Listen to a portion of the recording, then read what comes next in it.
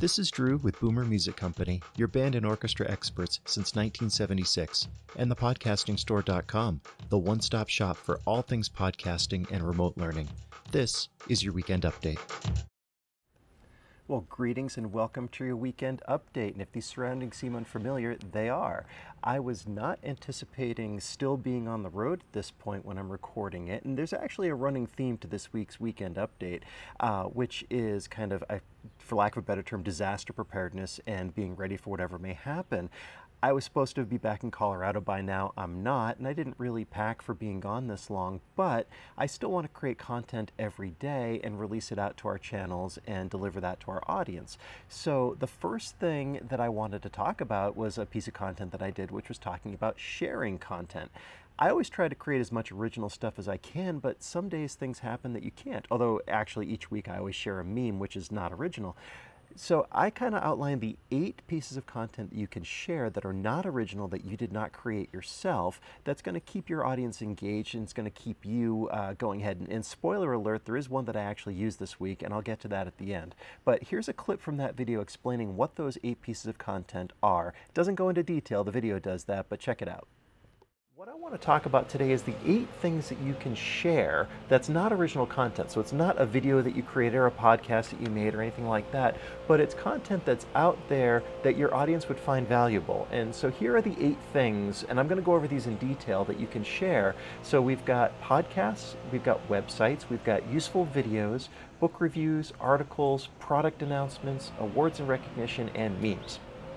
So let's dive in on this, because I've used every single one of these at some point or another, and I know you can too if you're really trying to get out there and stay in front of your audience.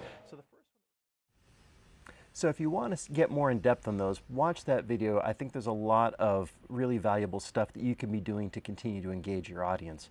This week's essay over at the Podcasting Store Medium page was a story back when I worked at the caterer in high school about using a floor buffer. And every time I used the thing, I'd grip it with my hands, it would come out of my hands, spin around, smack me in the shins, and nearly break my shins.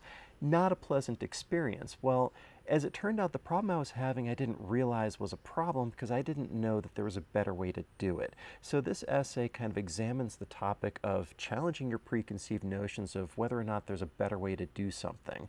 I think it's also an amusing story because, you know, I'm past it. I'm not still hurting myself on a floor buffer. So check that out if you haven't yet. I think it's a pretty great read, even though I wrote it, of course, but I still think it's a worthwhile read.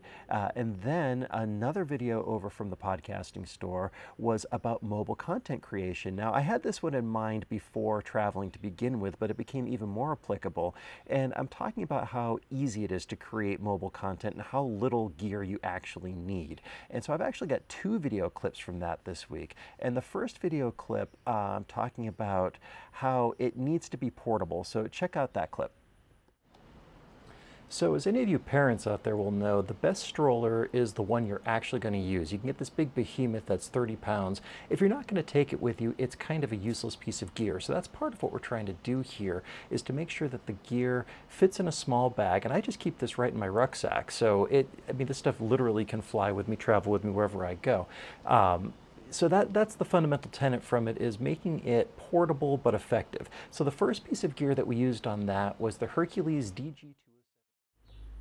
And yes, in that video, I do go in depth on the gear that I use, and I'm actually using it right now. So if you want to see how I'm doing this mobile content creation out in the backyard from a picnic table, all the gear is outlined in that video. But I also gave a little bit of a sneak preview in that video of how I deploy that gear and how I use it. I don't normally show that because, frankly, it's hard to capture that angle because you're using the stuff, so showing how you're using it is hard.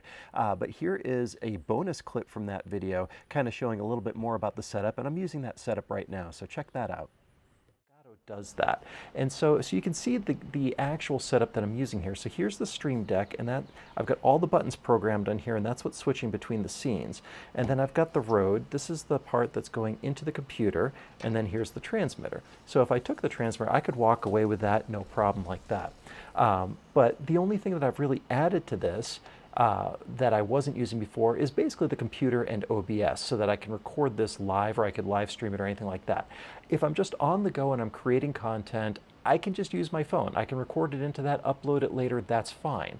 But for the style of what I'm trying to do, I know I get a little more complicated with it, but I want it to be a little more polished. I also want to do a little less work editing afterwards.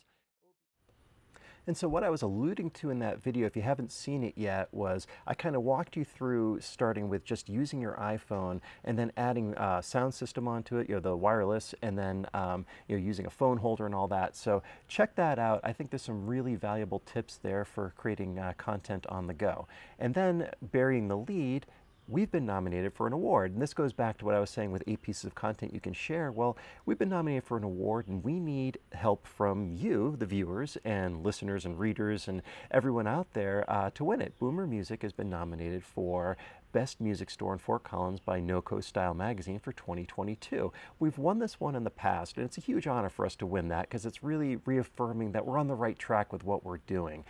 So follow the QR code, vote for us. Thank you so much for that because we really can't win it without you. So please do that. We'd really appreciate it. So that's our theme week from getting stuck where we didn't expect to be, but still creating valuable content every day. If you found some value in this, leave me some comments. Let me know what I left out, things that you would add in the future. Like, share, subscribe this video plus the other ones in the channel, and we will catch up with you next time. If you enjoyed the Weekend Update, do me a favor and follow us on social media, subscribe to our YouTube channels, or visit our websites. This is Drew with Boomer Music Company and thepodcastingstore.com. Thanks for listening.